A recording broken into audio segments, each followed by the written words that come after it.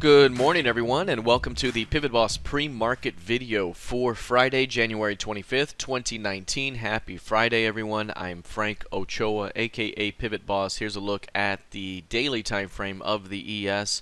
One quick thing you'll notice right now is that over the last 5 sessions, price has traded within a very narrow range. It's been a very low volatility rally here over the last couple of weeks, after price kind of opened up with some late year and early year volatility here. It's been very quietly higher. We have 5 days of quiet sideways action right here. Not quite narrow on the advanced ADR indicator here, but that's because the overall volatility is just down in general. And you can definitely see that after this thing kind of goes down here, typically speaking, you see it come right back up. So we might be in a state here where the volatility picks up yet again. Whether that is to the downside, whether it's to the upside, or both, we don't know yet. But the flow has been to the upside. 25.29, a big time level. As I've mentioned before, even if we do pull back, which is a very good probability heading into February. Say we close here, February, we pull back into the pivot range. That could be an opportunity for bulls to step in yet again and try to push this thing higher.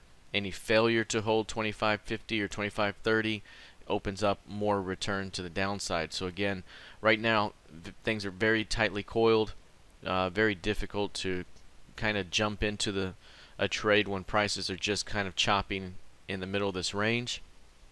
However, I do believe that if we pull back somewhat, it could be a great buying opportunity to the upside heading into February's trading.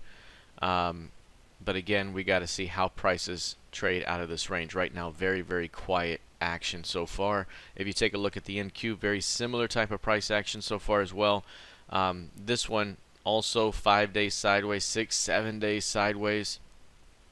Down here you can definitely see the volatility has dropped over the last 4 weeks. It had increased in volatility up until that point, and again very soon here we might be seeing the volatility come right back up on a 5-day range basis. So again, what does that mean for price here? I think here we have the 64.12 level. That's been a very, very clear pivot in the charts. I think that even if we were to drop that low, it could still be a buy opportunity back up. Failure to hold this point may open up more weakness down below. So again, right now everything's still flowing to the upside. We're definitely seeing a little bit of weakness here off these 3-day highs. If price can't hold, say 67.20 in intraday trading, that might open up a little bit of weakness to the downside. Holding above 67.20 would open up more upside in the near term. Here's a look at crude oil. You'll notice here in crude oil, this one has been very bullish overall, very similar to the markets to begin the year. Also has gone sideways over the last 5 days. The correlation between the ES and the NQ has actually gone up over the last 4 weeks. They're trading at about 67%, correlated 68% to the ES, 67% to the NQ, I believe, actually. And so these have been fairly correlated going up.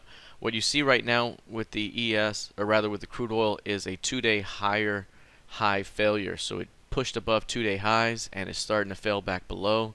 You have the previous session's high price, which is right at 53.48. That's being rejected, and we're dropping back down. So this is an early indication of weakness right now. If prices were to push back toward 53.50 and fail to get above that zone, that could be an indication of more weakness to come. So right now showing a little bit of weakness here after failing to hold above 2-day highs. Very similar price action here where we have decreasing or declining volatility, and after a period of 4 weeks, 3 weeks going down, we may start to see it go back up. So we might see the volatility come back into play here pretty soon, moving into February's market. Lastly, taking a look at gold futures. This one remains sideways, continues to hold the pivot range. The top of the pivot range here has been sideways with a wide pivot range for the month. Continues to chop around value. So the storyline really hasn't changed much this month with gold. Everything is still flowing to the upside, so I would say that, you know, this still likely unravels itself to the upside heading into February's trading. However, we may see more sideways action before that occurs. That's been the MO all month long, and so far we've been stuck around value. Still in an uptrending market.